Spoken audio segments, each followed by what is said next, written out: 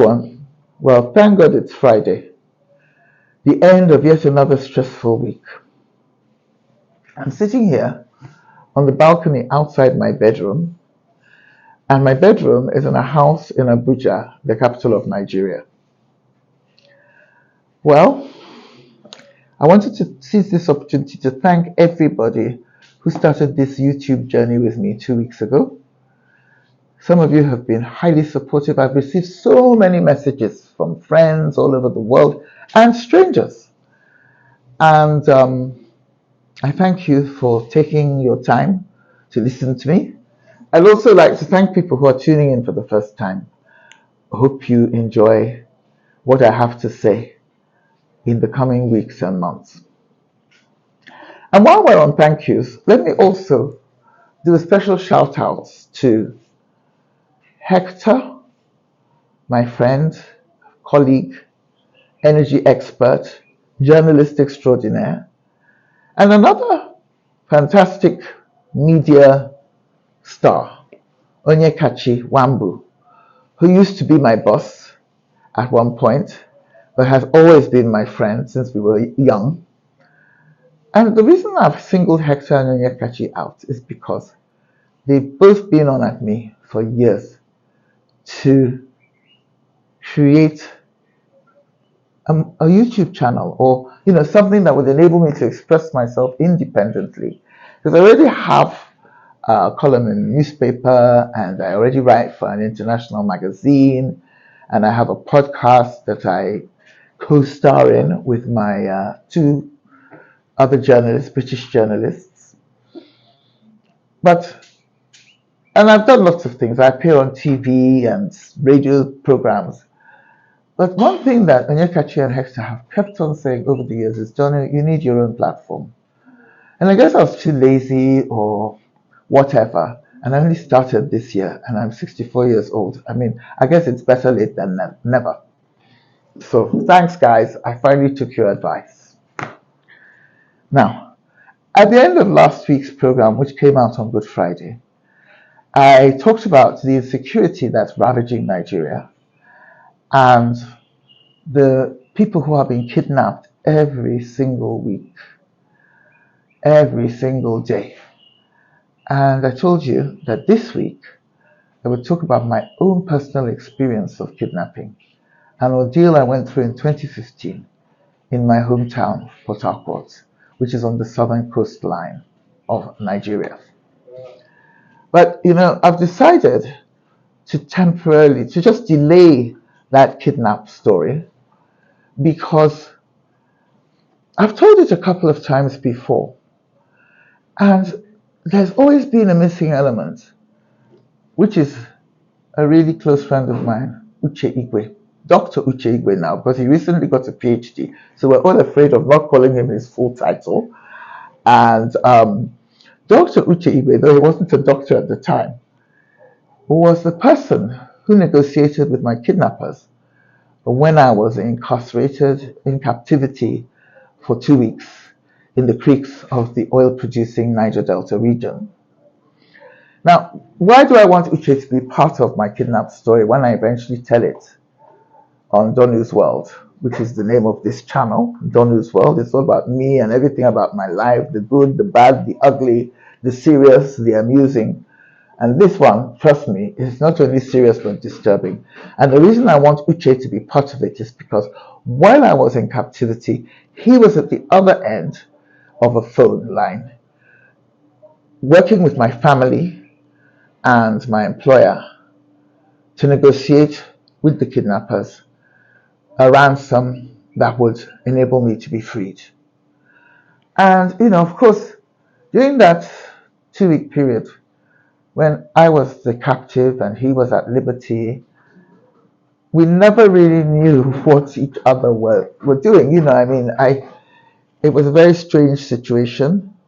I'd hear his voice at the other end of the phone when the kidnappers put it on speakerphone, and I would sometimes speak to him directly.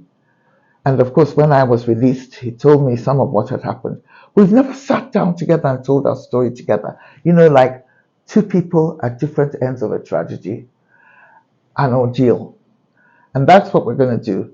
But we can't, the reason we couldn't do it this week is because Uche, since he's a sort of big intellectual academic PhD person, he's always being invited to conferences and things all over the world. So at the moment he's in about 3 different countries this week, and next week he'll be in another couple of countries. So he won't return to Nigeria for a few days. And when he gets back, I'm going to grab him and we'll do an episode of Don's World together, and we'll tell you the story of that particular kidnapping from 2 different perspectives, side by side and yet so far apart. Okay, so this week, no kidnapping. And in case any of you have noticed, I have red eyes, because I know the glasses don't entirely conceal them. And no, it's not because I've been drinking, and it's not because I'm on drugs. Nor have I been up all night partying or lying awake at night, failing to sleep and worrying about one issue or the other. The reason I have red eyes is that I have conjunctivitis, or as Nigerians call it, for some mysterious reason best known to themselves, Apollo. I don't really know. So I once asked somebody, why is conjunctivitis described as Apollo in Nigeria? And they said, oh, it's something to do with when the American Apollo space mission went up to the moon or wherever, and people claimed that it caused all kinds of illnesses. I have no idea, but that's why I'm looking a bit red-eyed at the moment. And I have to tell you that I probably wouldn't still be looking red-eyed if the eye drops I bought on Wednesday were working. But this Nigeria is the land of fake drugs. So my driver went out and bought me some eye drops. Before he left, I told him, please, I don't want any Nigerian-made pharmaceuticals, medication. I'm sorry if that sounds unpatriotic, but when you're ill or you've got something wrong with you, you don't want to mess around with drugs that might not be authentic. So I told him, just make sure that they are imported. Okay, the eye drops that I've told you to go and buy, make sure they're imported. And he came back with eye drops made in India. And I said, look, India is practically like buying Nigerian. There's not a lot of difference between Indian drugs and Nigerian drugs when it comes to the whole fake drug industry. Sorry, India. I have a lot of respect for India. I've been there, love it, Taj Mahal, etc. But when it comes to fraud around medication, you are almost as bad as we are. So probably if I had got some nice eye drops from some nice Western country, my eyes wouldn't be red and itching as we speak. But let's stop being frivolous and let's talk about why am I here in the first place if I love Europe so much and I only respect medication that comes from the Western world. And what am I doing here? Those of you who've been listening to this series since it started will be aware that I said that London, where I grew up, was one of the great cities of the world and that I miss it every day. So they'll be thinking, and I've made a couple of remarks. I've complained about the insecurity in Nigeria. I've complained about the corruption, the leadership. So you may be thinking, well, why am I in a developing country if I'm so Eurocentric and such a big fan of Europe and the States and, civilized countries? Yes, I know, having used that word now, I'm going to get 1,000 complaints, but yes, I do think that the West is more civilized than Nigeria. But that's another story for another day, even if you want to complain about it now. It's something I will explain at a later date. Okay, the reason I'm here is because I am at heart an African. It's strange, really, because I really did spend the better part of my life in the United Kingdom. I didn't come here till I was like 40 years old. Though I've been here now for a quarter of a century, so it means that I've started to live in Nigeria. It's beginning to match up to the time I've spent living outside Nigeria in my early years. When I was growing up in London, partly because of my parents, who were great patriots and wound up in the UK, not once but twice. Anyway, it's a long story, but they wound up in the UK primarily because there was a civil war called the Biafran War. My father was the Biafran ambassador or representative in London, and we were in exile because we lost the war. And that's another story for another day. There's so many stories for another day, but we'll get round to all of them sooner or later. And so, despite the fact that they'd fought a civil war, they'd lost a civil war, and then were in exile with their children, my parents never ceased to tell us that we were Africans. In the UK, obviously it's full of black people, immigrants from the Caribbean and African countries and Asian countries and other parts of the world. And when I was growing up, there was a tendency for black and brown and dare I say yellow people, people of all shades, to describe themselves as British. As in, look, I may be black, but I'm British. And sometimes they would get annoyed if you met a black person in London, even till today, and even when I was growing up. If you met a black person and you said to them, well, where are you from? 9 times out of 10, they'd be offended. They would refuse to say Jamaica or Pakistan or whatever. They'd say, I'm British, I'm British, I'm British. So they say, yeah, but where did your parents or grandparents come from? And then they'd be really annoyed. But because they wanted to strongly identify with the country that their families had settled in. Some of them, a lot of them, do still have some pride in their origins. I mean, they've got relatives back in Barbados, Bangladesh, so many different countries. But they still want primarily to be branded as British. They have no other passport than a British passport. Now, my parents were not like that at all. They were completely the opposite. Every 5 minutes, you couldn't have any breathing space with those two. Anne and Ignatius Kabara. They've left me now, but I remember them every day, and they had a tremendous impact on my life and my way of thinking. I mean, I'm sure all parents have an impact on their children, but my parents were so overbearing that their own impact on me is probably a bit too much. And I'll tell you why in a minute. They never let us have an inch. You are African, you're not British. You are not British, you are African. Yeah, but we live here, don't we? So, we, in a way, you wanted to kind of like identify with the other black people in London and Birmingham and Manchester who were describing themselves as British. But they weren't having it. So I grew up with this strong sense of what I would call a sense of elsewhere. That sense of elsewhere, it's not an original phrase. That phrase is not original. Description is not original to me. It was actually invented by a friend of mine called Professor David Dabadine. He was an Asian from Guyana in South America, and he was lecturing at the University of Warwick, and he was, he was a world-class writer, award-winning writer. And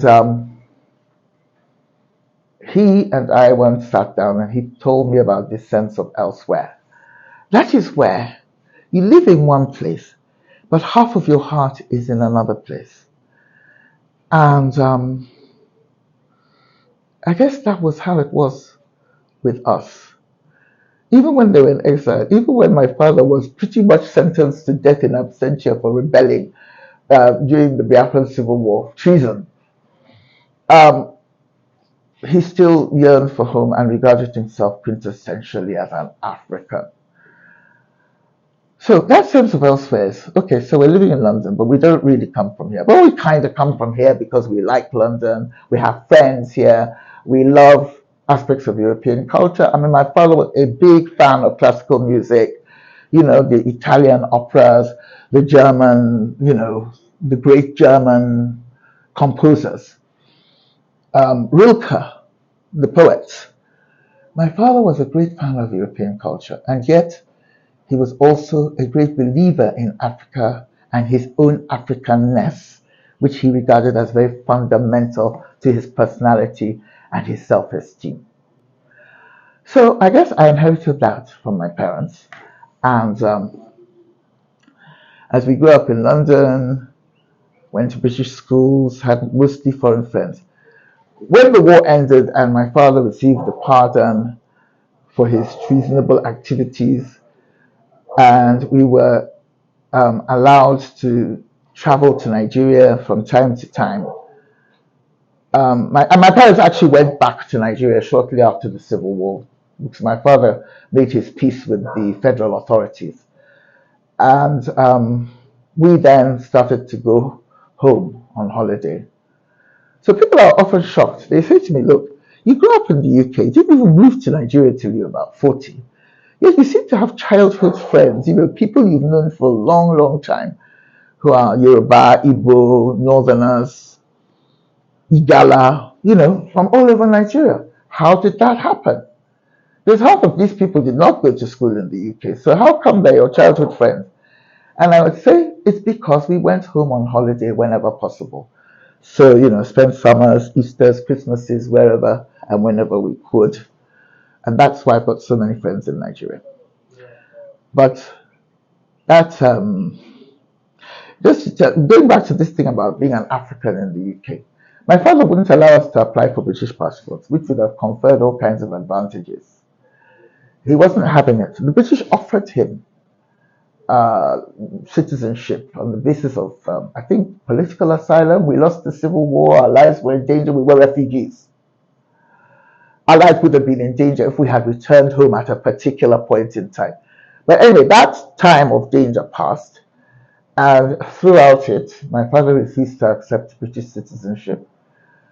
He not only refused for himself and his wife, he refused for his children. Until today, you know what?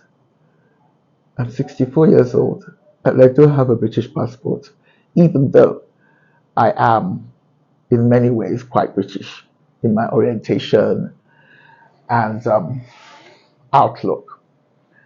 Now, when Daddy died,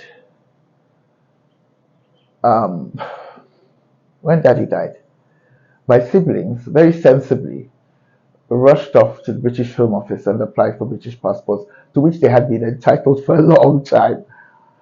And I was going, well, I was a bit of a daddy's girl. And so, I was thinking, well, Daddy didn't want me to have a British passport. Should I really bother? And my sister said, we'd be sitting there talking grammar. The truth of the matter is that, it's so much easier to have a British passport. Nigerian passport doesn't get you very far in a lot of contexts.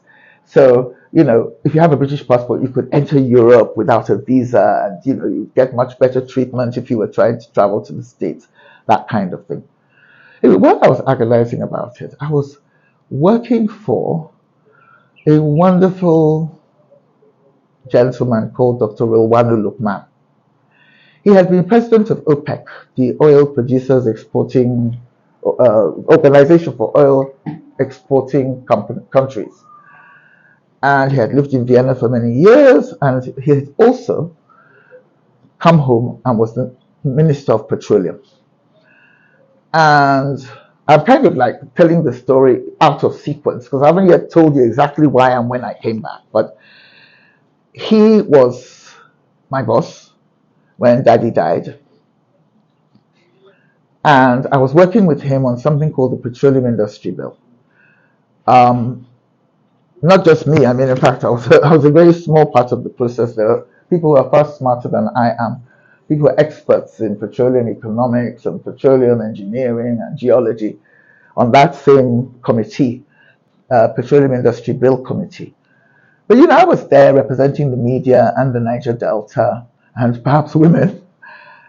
And when my father passed, I said to Dr. Lukman, who was like a dad or an uncle, I said, well, Daddy's gone now. He knew my dad. Daddy's gone now, and my siblings have all rushed off to apply for British passports. I'm thinking I should do the same. And Dr. Lukman turned around to me and he said, look, I've lived in Europe for many years. I have been given a knighthood, an honor by the Queen of England, that was Queen Elizabeth II. And I agree with your father totally. I do not have a foreign passport, an Austrian passport, or a British passport. The only passport I have is Nigerian.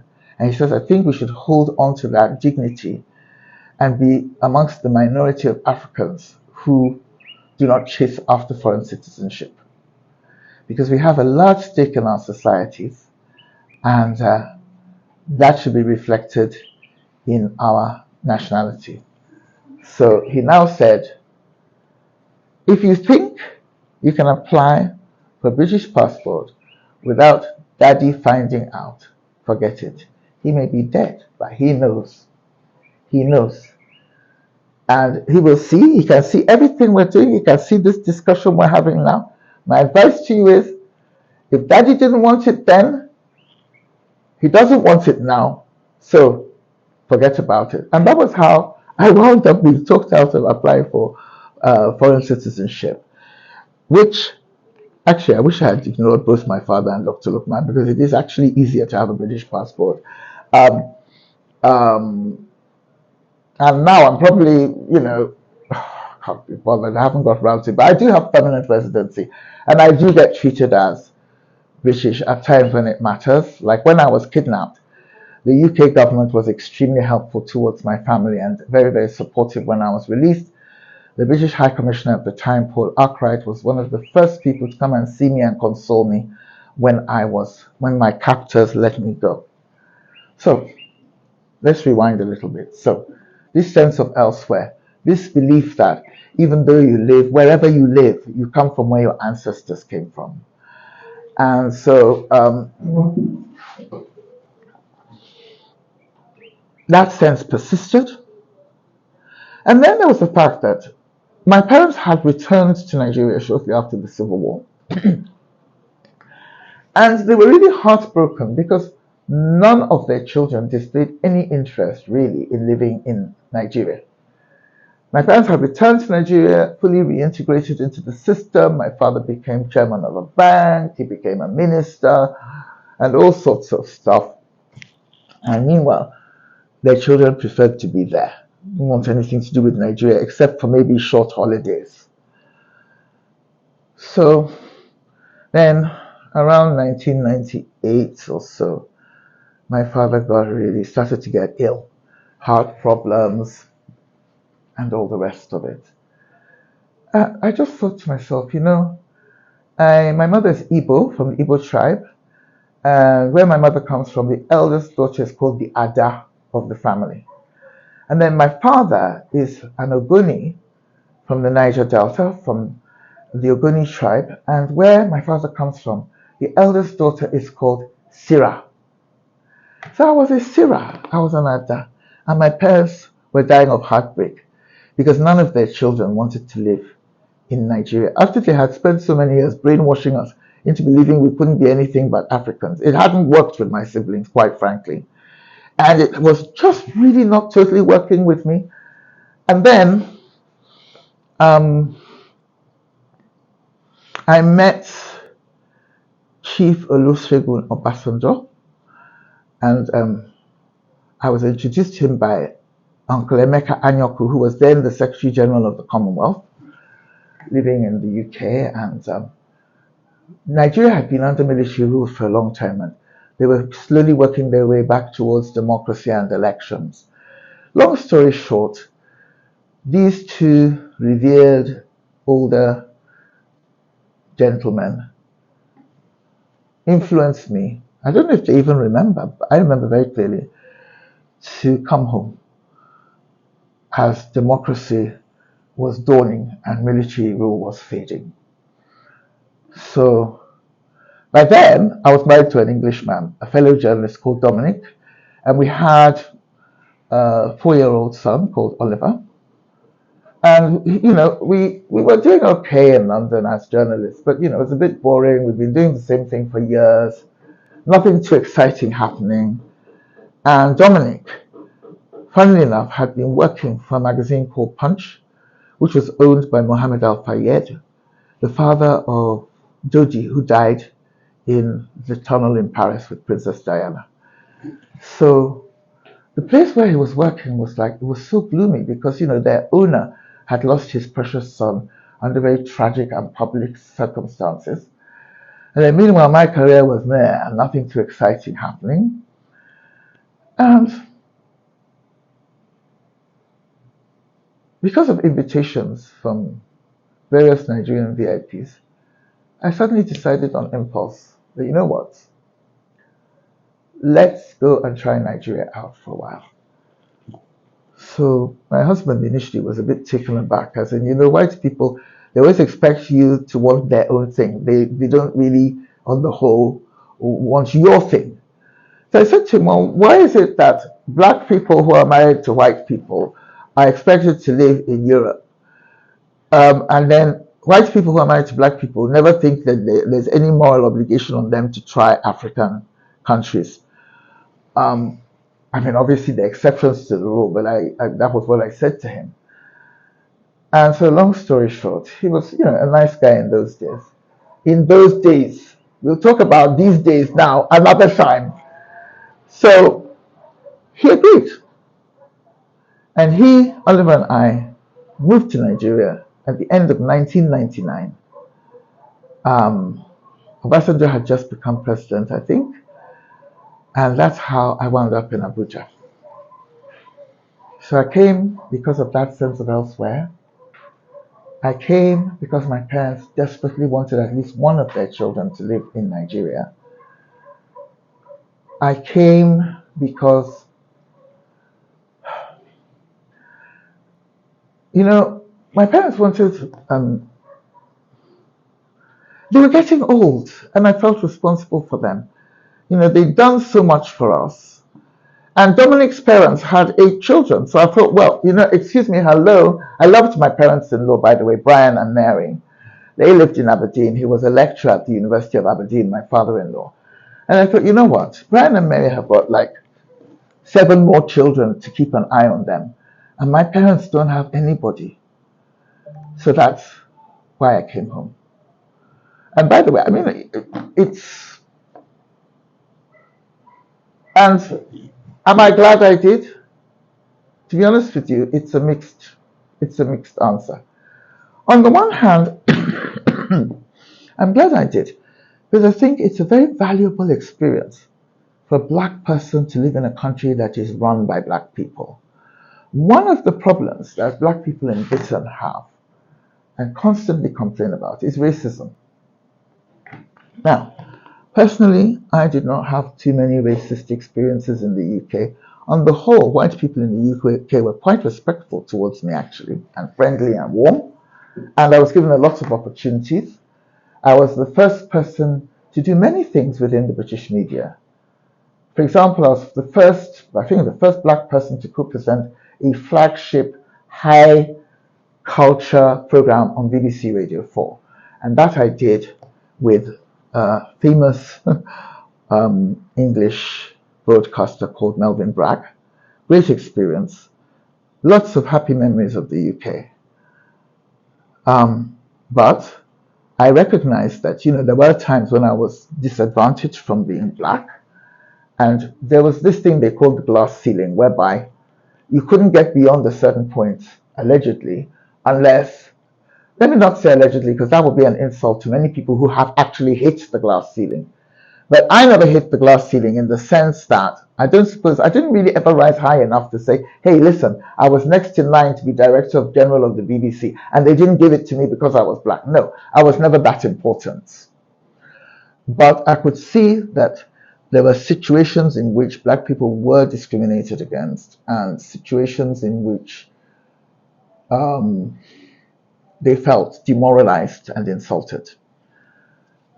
Funny enough, one of the jobs I did in the UK was I worked as a feature writer on the Daily Mail newspaper, which was supposed to be one of the most racist media outlets. And even till today, if you mention the word Daily Mail, so the people almost go, racist, racist. But I did not have that experience. I was very well treated by Sir David English, and I mean, I'm not that he was my direct boss or anything, but he was the sort of like top guy there, and my colleagues, and that's where I met my husband as well, and Sue Douglas, and I can name many white editors and media bosses who were really, really nice to me. But I can also tell you one or two who were really dicey and awful. And sometimes you wonder, is it really because you're black or because there's a personality clash? You know, there was one woman called Fiona. She hated me and I hated her. Well, I started off thinking she was okay, but she was a complete bitch. And so somebody said, there you are. We told you that there's racism. This was at the BBC. And I said, well, I don't know. Maybe she just doesn't like me as a person, you know? Maybe. I don't know. But, and then there were things like the fact that at one time, BBC World Service, the African branch of the BBC World Service, there were loads and loads of white people in charge as senior producers and directors. Then there were plenty of accomplished black people, Africans, because it was the African service, working under them. And that was what in the UK we call the pint of Guinness syndrome. Because you know, Guinness, that drink, the top, when you pour it into a glass, the top is white and the rest of the glass is black. So there were quite a few situations like that. And then there were also places where there was no black person in charge of anything. At least at BBC, you had quite a few senior presenters and producers. Even if they were not running the department, they still were given quite senior positions. There are places where there was no black person doing anything senior whatsoever. That cannot have been a coincidence. So yes, I agree. The UK can be racist, even if my experiences there were not that terrible. But anyway, I just also thought, and I still say to them, this really annoys a lot of my friends who are still living in England. Look, if you hate the UK so much and you think white people are so unfair and you're sick of them, come home. Come home. Go home to Jamaica, go home to Ghana, go home to Nigeria, Kenya, wherever you're from. Barbados, Trinidad. Go to where black people are in charge. Because it'll do you good psychologically for a while to be in a place where black people are in charge. But it will also teach you a lesson about human nature. Because believe you me, countries where black people are in charge are not necessarily better for black people. One of the things that has really struck me about Nigeria is the enormous injustice that is inflicted on ordinary Nigerians by their own fellow black people. I swear to God, if the average Nigerian in the villages and in the urban slum areas lived in Europe, they would get better treatment there than they do here. So that is why the whole racism thing, it's complicated. What you have here is the tyranny of class and the tyranny of power. And it has nothing to do with race because we're all black together. So I've been here for 25 years. I've been very unhappy a lot of the time. I've often been discriminated against in Nigeria because people don't like people who are educated abroad. Well, a lot of people don't like people who are educated abroad. They think you think that you're better than them. In some cases, they know that you are better than them. And it gives them an inferiority complex, and you know, they sort of like try and torment you and deprive you of opportunities and try to humiliate you. But you know, to be fair, I've also had some really good experiences here. Nice people. They're nice people everywhere, and they're assholes everywhere. Excuse my language. Okay? So the question is, and this I find really ironic, that sense of elsewhere I told you I had when I was in London, I have it here too. So I sit here almost every day thinking, what am I doing here? I really ought to be thinking of going back home to the UK. So that persistent feeling that where you are is not the only thing you are, and that at least part of you belongs elsewhere. And